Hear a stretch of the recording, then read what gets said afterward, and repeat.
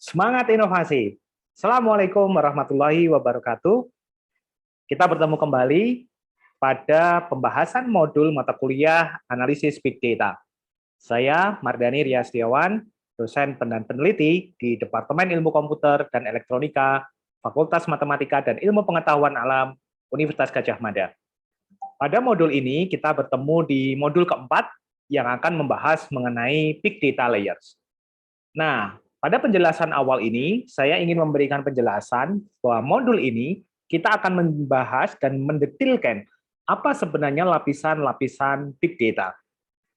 Kita tidak akan hanya membahas masalah teknologinya semata, tetapi juga kita akan membahas apa sebenarnya komponen-komponen utama yang menjadi pembentuk dan pembangun dari teknologi Big Data.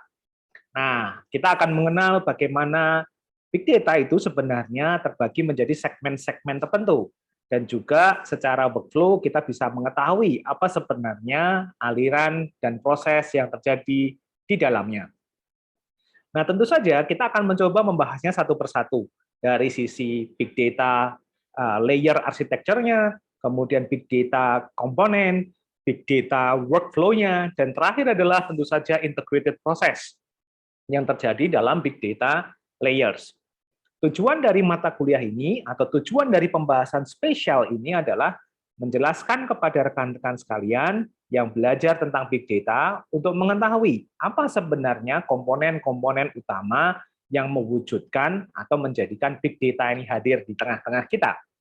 Secara teknologi, kita bisa melihat kompleksitas dari Big Data ketika kita membahas Big Data layer ini.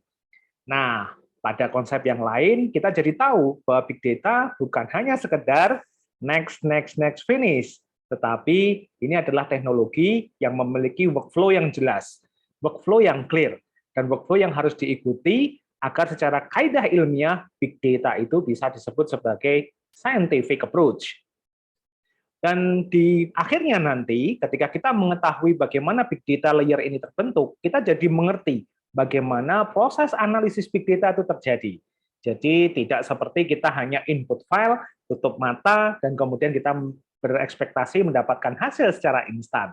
Tapi lebih dari itu, kita mengetahui bagaimana proses di dalamnya.